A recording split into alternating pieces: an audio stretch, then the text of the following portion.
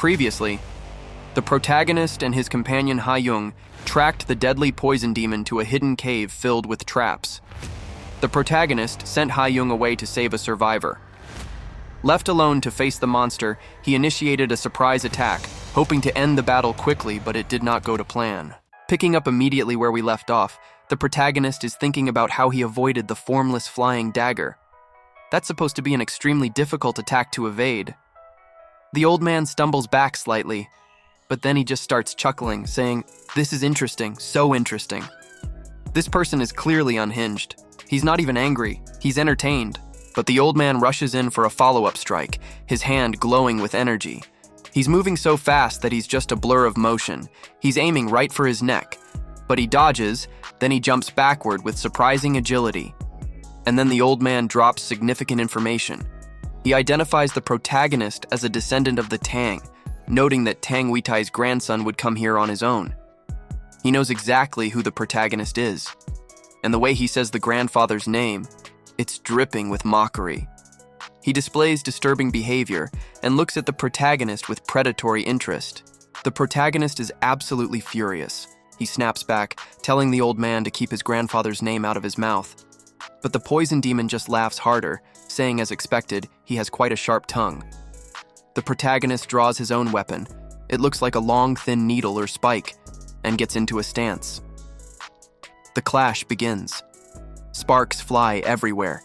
The protagonist is dual-wielding now, spinning and slashing, trying to overwhelm the old man with sheer speed. He's throwing everything he has at him. The air is filled with the sound of metal clashing against metal. The old man is blocking everything, but he's actually surprised thinking about how fast the protagonist is. But the protagonist is analyzing the situation mid-fight. He realizes he can't use the formless flying dagger again because his chi is running low. That was his trump card, and it failed. But he notices something else. The old man isn't in top condition either. Maybe the blood ritual took a toll on him. The protagonist thinks it's worth attempting. The poison demon starts looking around, confused, asking where the divine item went. He's looking for his artifact. The old man seizes the moment, starting to speak, but the protagonist cuts him off, looking annoyed, telling him to stop acting relaxed, that he was just showing distress moments ago. The trash talk is real. He leans in closer, identifying it as God-revering tears. He recognizes the technique. The protagonist smirks, saying that's not how you use it. The old man's eyes widen. He's genuinely shocked, commenting on what an interesting child this is, to even know about the God-revering tears. The old man spreads his arms wide, energy crackling around him, wondering what secret the protagonist holds. He's getting more excited. This isn't a fight to him anymore. It's a puzzle he wants to solve. He asks rhetorically if losing an arm would make the protagonist speak. He launches a wave of red energy threads. The entire cave is filled with these razor-sharp red lines.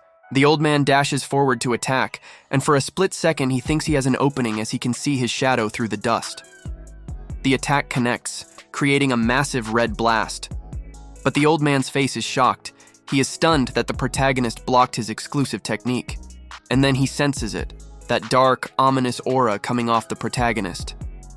He identifies it as demonic chi, noting its incredibly pure demonic chi. His face twists into a look of intense interest. He starts laughing, saying the protagonist is really an interesting one, that he's decided to take him as his disciple. He's literally in the middle of trying to harm the protagonist, and now he's making this offer. The protagonist is thinking about what he should do. He's locked in a blade clash with this person. He responds sharply, saying he doesn't need a foolish master who loses both arms due to not being able to control poison chi. That's a harsh criticism. He pushes off and creates some distance. The old man is just cackling, saying they should fight first, addressing him as disciple. This guy is taking a twisted approach. The old man decides it's time to stop holding back. He activates his prepared technique. A formation appears around them, illusions and strategic positioning. The old man reaches out with his glowing red hand, declaring he'll take one arm first. He's coming for that arm he threatened to take. He lunges forward, radiating threatening red energy, but the protagonist stands his ground. He casts out a net of black threads, The threads wrap around the old man in an instant. The old man is caught. His hand is wrapped up like prey in a trap. The protagonist pulls the threads tight, saying he's got him. The old man is struggling, telling him to wait, but it's too late. The protagonist reveals the name of the technique, Immortal Garment Seam Transform, first technique. The threads tighten, digging into the old man's flesh, limb-cutting chains. Now here comes important context. Originally, the immortal garment seam of the Divine Maiden sect is a defensive art. It's meant to incapacitate, not eliminate. It's soft, gentle. But the protagonist changed it. For revenge, something else was necessary. He modified the martial art to match his physique and his need for justice. The hardness exceeds that of diamond. He turned a defensive technique into an offensive weapon. This is the half-immortal garment seam, a martial art solely meant for destroying and defeating the enemy. The black threads are broken by the old man, who laughs as he jumps back. But the protagonist doesn't let up and continues attacking. The old man keeps dashing backward, commenting on how his disciple managed to hide such a special martial art. The protagonist sees his chance and attacks once more with his threads. He aims straight at him, and the threads kick up a massive cloud of dust, but he doesn't hesitate. He dashes forward, sword aimed right at the old man's vital point. 1-point kill. This is it, the finisher. He crashes down with tremendous force. The impact shakes the whole cave, but wait, look at the old man's hand. It's glowing blue. He's saying it's amazing, really amazing. The old man stands up. He doesn't even seem bothered. He's looking at the protagonist with pure obsession now, insisting he wants to take him as his disciple. The old man comments that even though his body is damaged and covered in blood, he powers through the pain as if it were nothing. Suddenly, he moves at incredible speed and dashes toward the protagonist, declaring that he must see all of his disciple's hidden powers. He punches the protagonist right in the abdomen, sending him flying at great speed. But the old man isn't done yet, and immediately follows after him with great excitement. Then he attacks again, demanding more entertainment. The protagonist is getting overwhelmed, but he counterattacks with both weapons, forcing the old man back. In that brief moment, the protagonist leaps onto the wall and throws one of his daggers at the old man, but the old man blocks it without any trouble, smacking it away as if it were a child's toy. The old man smiles happily and comments that he is excited to taste his disciple's meridians. He then reveals the reason he wants the protagonist, the demonic arts and the divine item. With these, he claims he will become even more powerful in the poison world. Now he is truly interested in him. The old man prepares to attack again, saying he wants to have more fun and doesn't want it to end.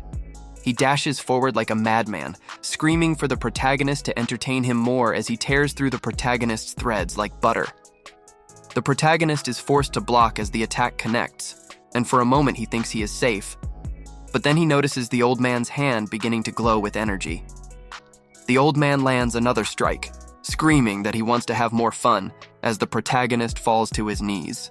The old man looms over him, surrounded by this terrifying red aura, asking rhetorically if poison isn't truly beautiful. And then the protagonist realizes he can't move. His body is stiff, he's trembling, but not just from fear.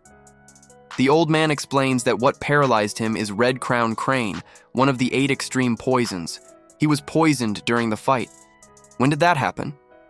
The old man grins, looking down at his helpless opponent, asking what he'll do next. The protagonist struggles, his teeth gritted. He lifts his arm and holds it in front of the old man. It is the hidden weapon he took from his uncle. The attack hits the old man, but simply bounces off him. The old man just laughs, commenting on how childish. He reaches out with a glowing red finger, saying he should receive some punishment for disappointing this master. He's actually going to torture him. He holds up a drop of red liquid on his fingertip, identifying this as the second of the 8 extreme poisons, semi-structured blood. The old man attacks with his finger, sending the poison right at the protagonist. The protagonist reacts internally with distress. The old man brings his finger to his own mouth and tastes the remaining poison, savoring it. He declares this is his teaching that will cause extreme suffering, telling the protagonist to take it to heart. And that's where the chapter ends. The protagonist is paralyzed, defeated, and about to be subjected to a lethal poison by a deranged martial arts master who wants to make him a disciple. Thanks for watching. If you enjoyed it, please subscribe and like. It really helps me out.